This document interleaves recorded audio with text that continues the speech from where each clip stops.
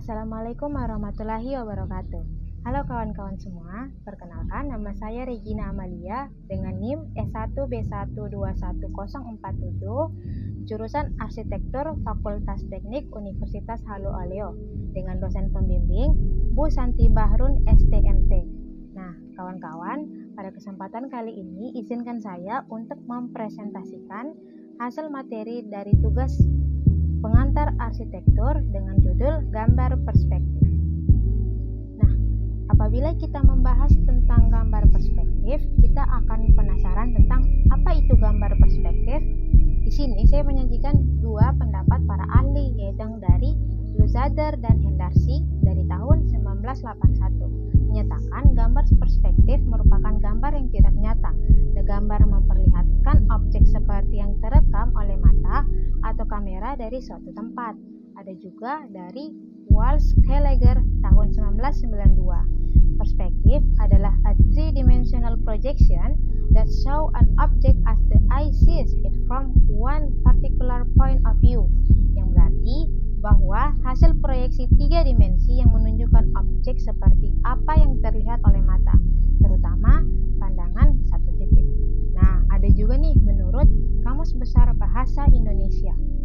Arti kata perspektif adalah cara melukiskan atas suatu benda pada permukaan yang mendatar, sebagaimana yang terlihat oleh mata dengan tiga dimensi, yaitu panjang, lebar, dan tinggi. Arti lainnya dari perspektif adalah sudut pandang.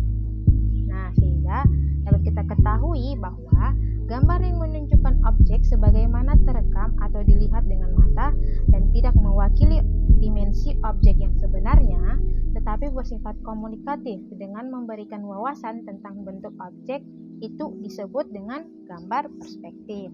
Nah, tergantung pada jenisnya, perspektif mencakup perspektif linear atau terukur dan perspektif nyata atau bebas. Lalu menurut sudut pandangnya ada tiga jenis metode perspektif. Yang pertama, perspektif satu titik hilang. Yang kedua, perspektif dua titik hilang. Dan yang ketiga tentunya perspektif tiga titik hilang. Teknik menggambar perspektif dapat dilakukan dengan tetap menggunakan alat ukur dan alat bantu berbasis skala yang dikenal sebagai perspektif garis terukur, dan perspektif bebas adalah teknik menggambar perspektif yang dilakukan tanpa menggunakan alat. Nah, semua sistem perspektif berpangkal pada dua metode dasar, yaitu gambar bebas tangan atau freehand dan gambar terukur.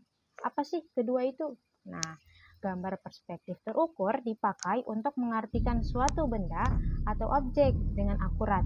Untuk metode ini dipergunakan alat-alat gambar dan skala-skala ukuran diambil langsung dari gambar rencana. Lalu, apa sih gambar bebas tangan? Gambar bebas tangan dipakai untuk memberikan penjelasan detail sebuah gambar. Kedudukan-kedudukan objek didapat dari suatu kombinasi kerja tebak atau sistem kira-kira dan konstruksi dengan perkiraan yang hampir tepat. Di sini tidak dibutuhkan ukuran yang pasti dan tepat. Nah, selanjutnya kita akan membahas jenis-jenis metode gambar perspektif. Yang pertama, gambar perspektif satu titik hilang. Perspektif ini lebih banyak digunakan dalam desain interior. Lalu ada perspektif dua titik hilang. Perspektif ini itu merupakan sering digunakan pada bidang arsitektur dan landscape. Lalu ada perspektif tiga titik hilang. Perspektif tiga titik hilang ini itu untuk mempresentasikan bangunan yang tinggi atau foto udara. Selanjutnya kita akan membahas tentang perspektif satu titik hilang. Pada perspektif pada satu titik hilang ini sering digunakan untuk menggambar objek yang dekat dengan mata. Posisi benda yang berdekatan menyebabkan sudut pandang mata menyempit, sehingga garis pemisah hanya menuju satu titik.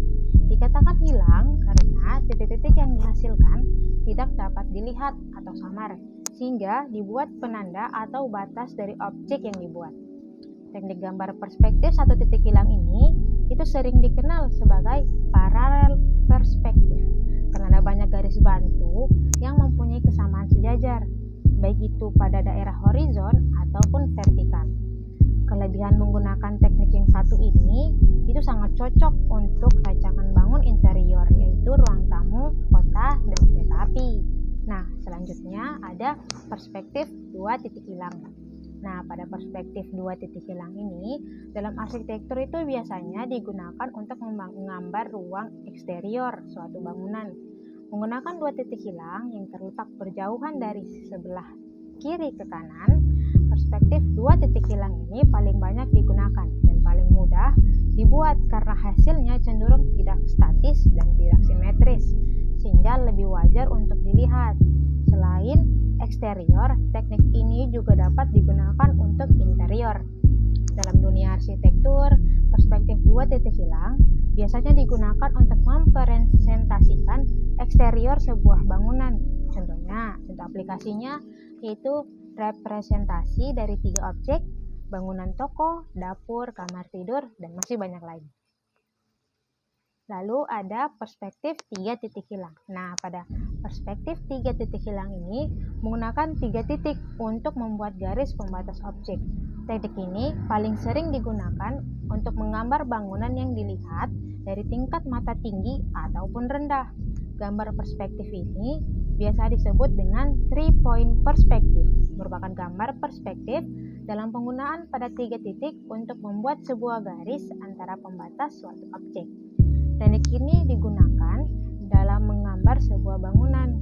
Dalam pembuatan perspektif 3 titik hilang, ketika mata melihat seolah-olah melihat suatu objek yang berada pada suatu ketinggian atau titik terendah bangunan tersebut. Yang terlihat dalam gambar perspektif ini yaitu sebuah objek yang dibuat dalam media 2 dimensi. Contohnya itu sebuah kota sederhana, bangunan yang dilihat dari bawah, dan kota besar yang padat.